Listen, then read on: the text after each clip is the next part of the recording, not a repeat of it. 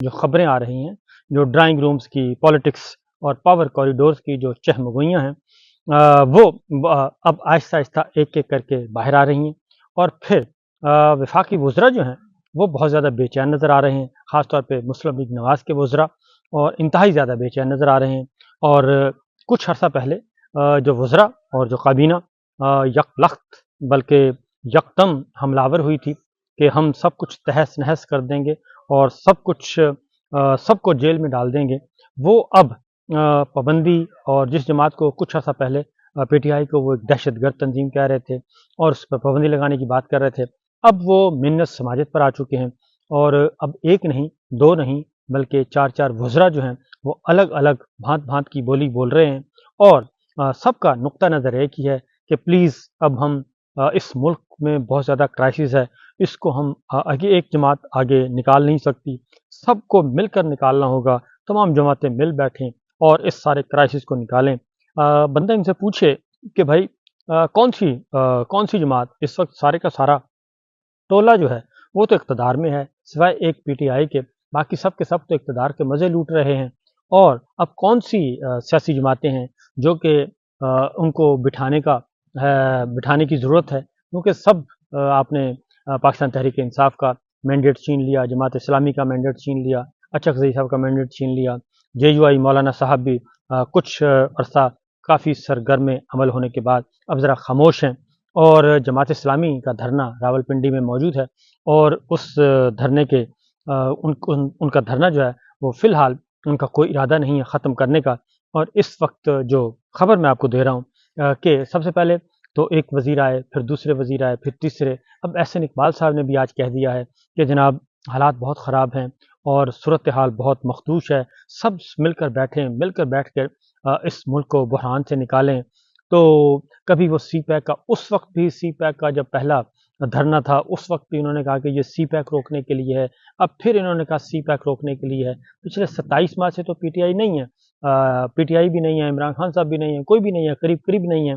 تو کنٹرول تو آپ سب لوگوں کے پاس تھا، تو پھر یہ 27 مہینے تک سی پیک کو کس نے روکا ہوا ہے؟ اور کیا چائنا جو ہے وہ عمران خان صاحب سے ڈائریکشنز لے کے یا پی ٹی آئی سے ڈائریکشنز لے کے یا انسٹرکشنز لے کے یہ کر رہا ہے؟ اصل معاملہ یہ ہے کہ آج وزیر خزانہ اورنگزیب صاحب نے سارے کا سارا کچا چٹھا کھول کے بیان کر دیا ہے، اور انہوں نے ایک پریس کانفرنس کی ہے، اور انہوں نے پریس کانفرنس میں بہت واضح طور پہ 3-4 باتیں کر دی ہیں۔ ایک تو انہوں نے اپنی ناکامیوں کا اعتراف کر لیا ہے کہ شہباز حکومت، دار حکومت جو ہے یہ مکمل طور پر ان کی معاشی پالیسیاں ناکام ہو چکی ہیں، اور اقتصادی شعبے میں کسی قسم کی کوئی بہتری کی امید نہیں ہے، اور ہم تھک چکے ہیں۔ اور ساتھ ہی ساتھ انہوں نے یہ بھی بتایا داخلی انتشار اپنی جگہ، داخلی عدم استحکام اپنی جگہ، لیکن انہوں نے کہا کہ اب ہماری عیاشیوں کے لیے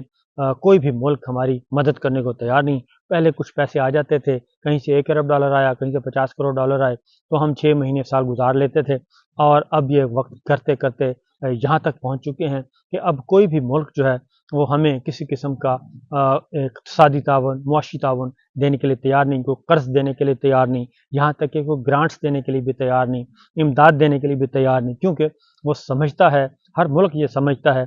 یہ میں آپ کو ان کی سادہ زبان میں آپ کو تشریح کر کے بتا رہا ہوں کہ جو وزیر خزانہ اورنگزیب صاحب نے کہی،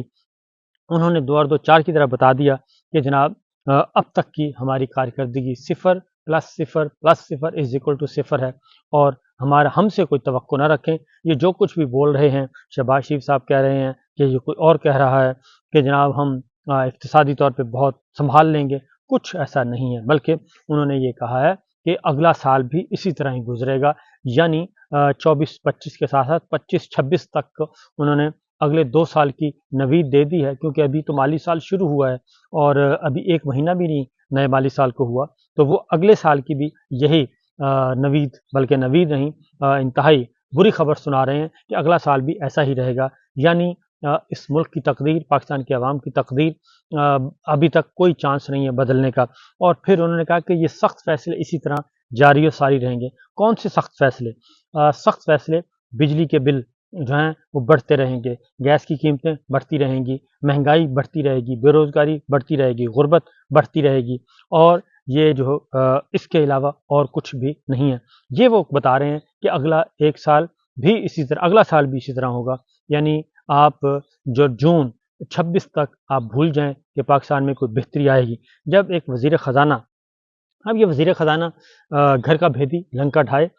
وزیر خزانہ صاحب جو ہیں کیونکہ وہ خود ایک پروفیشنل ہیں، ٹیکنوکریٹس ہیں کی سیٹ پہ آئے ہیں وہ، اور ان کو خاص طور پہ لایا گیا کیونکہ وہ تو پاکستانی نہیں تھے، پاکستانی نیشنلٹی ان کی بحال کی گئی، پہلے ان کو پاکستانی بنایا گیا، پھر ان کو وزارت خزانہ دی گئی، لیکن اسحاق ڈار صاحب جو ہیں وہ نائب وزیر اعظم، انہوں نے اپنے آپ کو تمام پوری کابینہ سے ابو کیا، نائب وزیر اعظم کا عہدہ لیا، اور اب عملاً جو ہیں وہ معاشی پالیسی جو ہے، اقتصادی پالیسی، وہ ڈار صاحب چلا رہے ہیں، اور ڈار صاحب کے بارے میں وہ کتنے قابل ہیں، کتنے لائق فائق ہیں، ان کی اگر ان کے بارے میں سننا ہے تو پھر آپ چلے جائیں مفتاح اسماعیل صاحب کے پاس، وہ آپ کو بتا دیں گے، اور آپ شبر زیدی صاحب کو سن لیں وہ بتا دیں گے، آپ ڈاکٹر اشفاق حسن صاحب کو سن لیں وہ بتا دیں گے، اور شاہد خاقان عباسی صاحب کو سن لیں وہ بتا دیں گے، محمد زبیر صاحب کو سن لیں وہ بتا دیں گے، کہ مسلم لیگ نواز کے اپنے ہی لوگ اور باقی جو میں نے نام لیا فائنینشیل ایکسپرٹس جو ہیں، ان کے پاس ان کی گفتگو سن لیں، وہ آپ کو بتا دیں گے کہ یہ صورتحال کیا ہے۔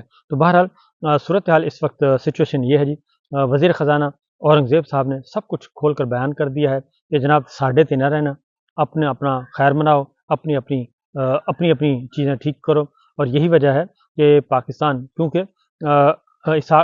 ایک پچھلے 3-4 دنوں سے رانا ثناء اللہ صاحب کہہ چکے ہیں کہ ہمیں بات چیت کرنی پڑے گی، نمبر 1، نمبر 2 جاوید لطیف صاحب کہہ چکے ہیں، نمبر 3 آپ کے مصدق ملک صاحب کہہ چکے ہیں، اور آج احسن اقبال صاحب نے بھی کہہ دیا۔ یہ سارے وزراء ایک ہی بولی بول رہے ہیں اور ایک ہی جگہ سے آواز آ رہی ہے، اور لیکن ان کے اپنے اندر اپنی صفوں میں بھی انتہائی عدم استحکام ہے۔ تو بہرحال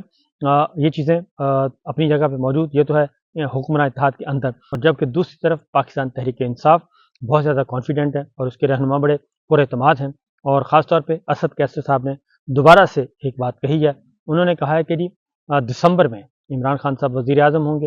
اور ہمیں ہمارا مینڈیٹ واپس مل جائے گا،